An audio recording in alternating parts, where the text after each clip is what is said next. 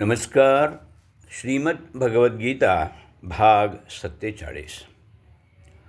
श्री शंकराचार्यांच्या शिवमानस स्तोत्र यातील श्लोकांचा अर्थ आपण जर आपल्या मनात रुजवला आणि यथाशक्ती त्याचं आचरण सुरू केलं तर आपल्या जीवनात केवढं परिवर्तन येईल. माझा विषयांचा उपभोगसुद्धा परमेश्वराच्या प्रीत्यर्थ असेल तर साहजिकच मी नीतीच्या चौकटीतील सात्विक सुख मिळवण्याचाच प्रयत्न करेन. तामससुखांच्या वाटेला जाणार नाही. माझा प्रत्येक शब्द जर परमेश्वराच्या स्तुतीला पात्र ठरायचा असेल तर मी भाषेचं पावित्र्य जपण्यासाठी सदैव जागरूक राहीन. खोटी स्तुती, उपहासात्मक, वर्माला झोंबणारं, टिंगल करणारं किंवा असभ्य भाषण मी करणार नाही. माझी प्रत्येक कृती जर ईश्वराचं पूजन आहे तर ती मी सर्वोत्कृष्टच करायचा प्रयत्न करेन. जसा माझ्यात परमेश्वराचा वास आहे तसाच इतरही जीवसृष्टीत तो असला पाहिजे. म्हणून मी इतर जीवांना मारणार नाही, कष्ट देणार नाही किंवा दुःख देणार नाही. कोणालाही मी फसवणार नाही किंवा सतावणार नाही. उलट शक्यतो मदत करेन. अवघाची संसार सुखाचा करेन. श्री ज्ञानेश्वर माऊलींनी हाच अर्थ मोजक्या शब्दात पण प्रभावीपणानं कसा मांडला आहे पहा.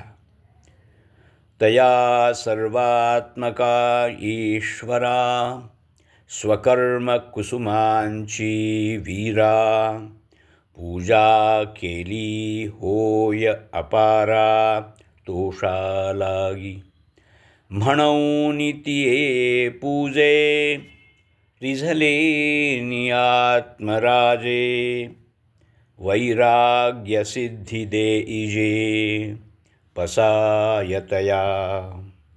हे वीरा अर्जुना, जो ईश्वर सर्वांच्या आत्म्याचा अधिपती आहे त्याची पूजा कशानं करायची तर आपल्या कर्मरूपी फुलांनी.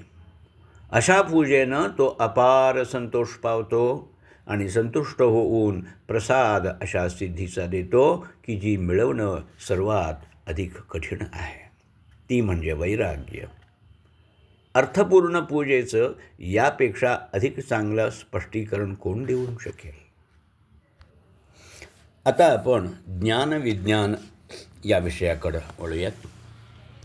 नहि ज्ञानेन सदृशं पवित्रम इह विद्यते. म्हणजे या जगात ज्ञानासारखी पवित्र गोष्ट दुसरी नाही. जीवनाच्या 3 मुख्य अंगांचा गीतेत सखोल विचार केलेला आहे असं म्हटलं जातं.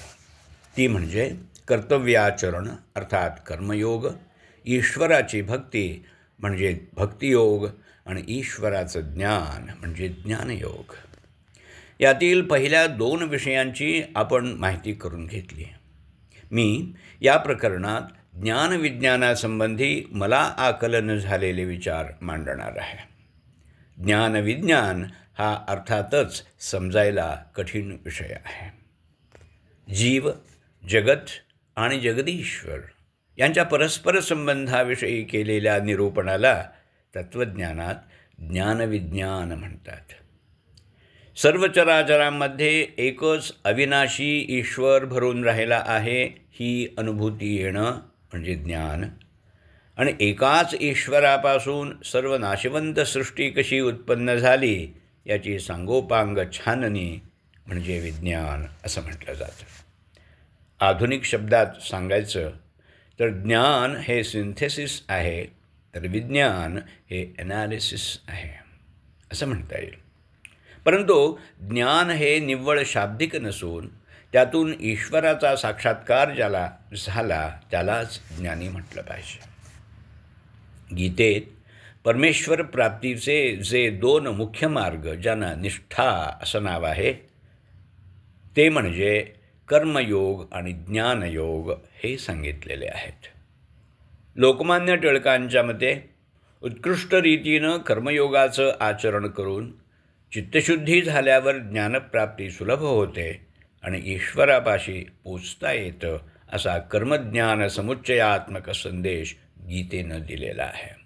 या उलट सर्व कर्मांचा त्याग करून संन्यास घेतल्यामुळेच त्वरित ज्ञानप्राप्ती आणि ईश्वर साक्षात्कार होतो, असे श्री आदिशंकराचार्यांनी ठाम प्रतिपादन केलं आहे. अर्थातच आपल्यासारख्यांना या वादात न पडता पहिला मार्ग अनुसरायचा आहे. पण या अनुषंगानं आलेल्या सांख्य या शब्दाचा अर्थ आधी समजून घ्यावा लागेल.